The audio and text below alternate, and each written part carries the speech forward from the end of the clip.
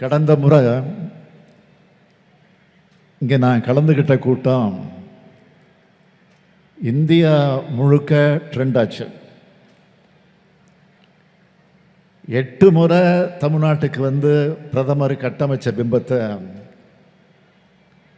நம்முடைய அருமை சகோதரர் ராகுல் காந்தி அவர்கள் ஒரே ஒரு ஸ்வீட் பாக்ஸ் கொடுத்து க்ளோஸ் பண்ணிட்டாரு.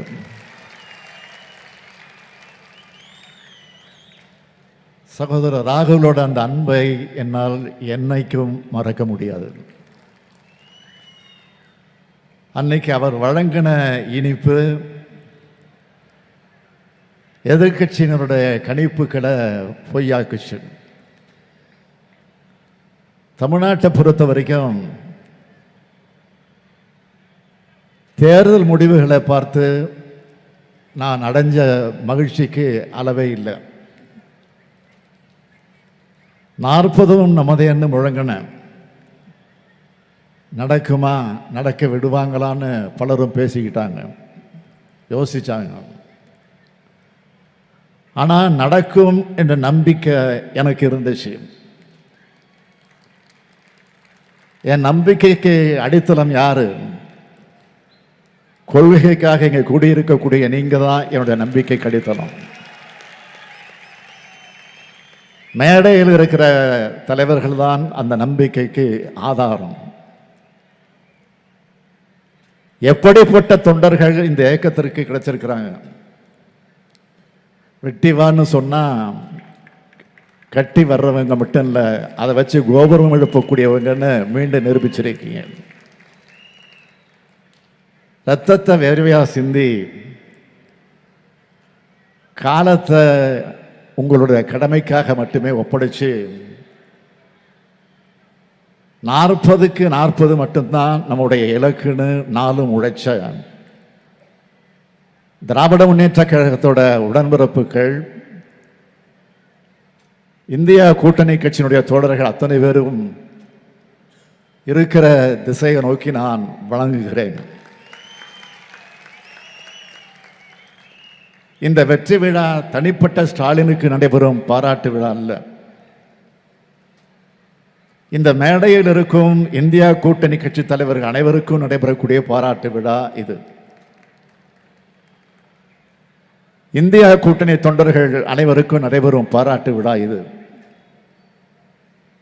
எனவே இங்கே பேசிய தலைவர்கள் இதை நோக்கி வழங்கிய பாராட்டு சொற்களை மாலைகளாக கோர்த்து தொண்டர்களான தோழர்களான உடன்பிறப்புகளான உங்களுக்கு உங்களின் ஒருவனான இந்த ஸ்டாலின் காணிக்கையாக்குகிறேன். இது சாதாரண வெற்றி அல்ல, வரலாற்று சிறப்புமிக்க வெற்றி. இந்த கூட்டத்தை ஊடகங்கள் வழியா பார்த்துக்கிட்டு இருக்கக்கூடிய தொண்டர்களுடைய உழைப்புக்கு கிடைச்ச வெற்றி. எல்லாத்துக்கும் மேல நம்ம அரசு மேல நம்பிக்கை வச்சு வாக்களிச்சிருக்கிறாங்கள தமிழ்நாட்டு மக்கள், அவங்களுக்கு கிடைச்ச வெற்றி. புதிய வரலாற்றை படைக்கிறதுக்கான தான் வெற்றி இது.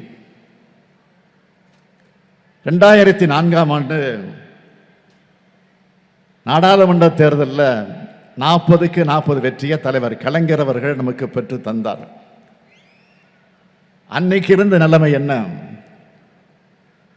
அப்ப ஆளுங்கட்சி அதிமுக அந்த தோல்விக்கான காரணத்தை உணர்ந்து அம்மையார் ஜெயலலிதா மக்கள் விரோத நடவடிக்கைகளிலிருந்து பின்வாங்கினாங்க.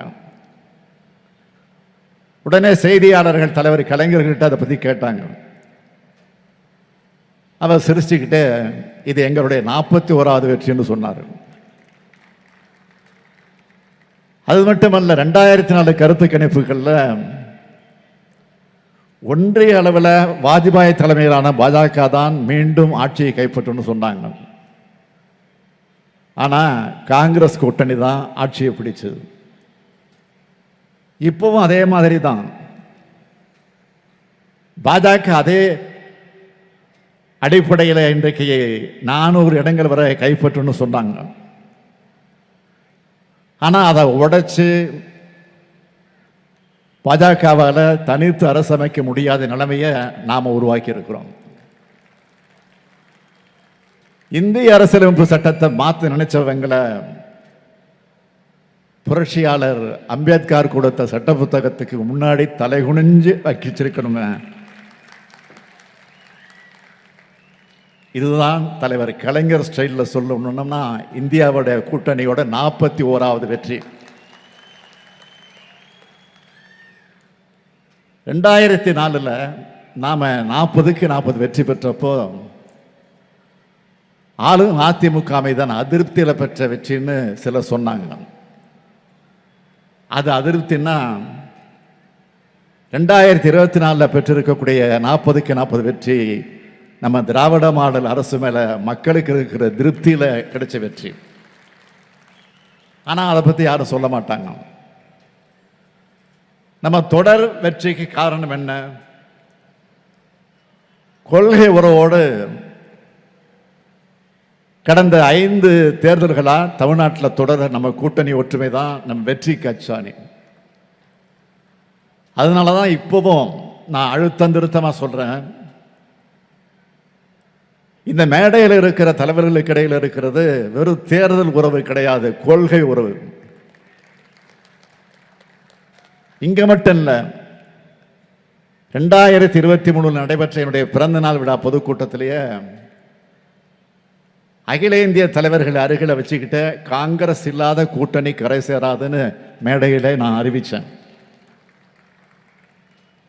அகில இந்திய அளவில் பாஜகவை தனிமைப்படுத்தினாதான் வெற்றி பெற முடியும்னு சொன்னேன். எல்லாத்தையும் விட நாட்டோட எதிர்காலமும் ஜனநாயகம் தான் முக்கியம்னு தொடர்ந்து சொன்னேன். அதோட விளைவு தான் 28 கட்சிகளை உள்ளடக்கின இந்தியா கூட்டணியை உருவாக்கணும். நாம் ஒன்று சேர மாட்டோம்னு நினைச்ச பாஜகவுக்கு அது அதிர்ச்சியாக இருந்துச்சு. உடனே இந்த கூட்டணியை ஒன்று சேரக்கூடாதுன்னு என்னவெல்லாம் செஞ்சாங்க. ஒவ்வொரு கட்சிகளையும் ஐடி, இடி, சிபிஐ போன்ற புலனாய்வு அமைப்புகளை வச்சு மிரட்டினாங்க. காங்கிரஸ் கட்சிக்கும் கம்யூனிஸ்ட் கட்சிக்கும் வங்கி கணக்கை முடக்கினாங்க. டெல்லி முதலமைச்சரையும் ஜார்க்கண்ட் முதலமைச்சரையும் கைது செஞ்சாங்க. அது மட்டுமல்ல, தேர்தல் அறிவித்த பிறகு பாஜக என்னவெல்லாம் பண்ணாங்க. விதிகளை மீறி மக்களுடைய பிரிவினை உண்டாக்குற மாதிரி தேர்தல் பிரச்சாரம் பண்ணாங்க. சிறுபான்மை சமூகத்தினர் தரக்குறைவா பேசினாங்க. உத்தரப்பிரதேசத்திலையும் ஒடிசாவிலையும் தமிழர்களை கொச்சைப்படுத்தினாங்க. ஏராளமான போலி செய்திகளை, பொய் செய்திகளை, அவதூறுகளை பல கோடி ரூபாய் செலவில் வாட்ஸ்அப்பில் பரப்புனாங்க. இவ்வளவு செஞ்சும் பாஜக வாங்கினது எவ்வளவு? 240 தான். இந்த 240 என்பது மோடியோட வெற்றி அல்ல, மோடியோட தோல்வி. பாதகம் செய்பவரை கண்டால் நாம் பயங்கொள்ளலாகாது பாப்பா, மோதி மிதித்து விடு பாப்பா, அவர் முகத்தில் உமிழ்ந்து விடு பாப்பா. அண்மை செய்திகளை உடனுக்குடன் தெரிந்து கொள்ள இணைந்திருங்கள் இயம்நாடு தொலைக்காட்சியுடன்.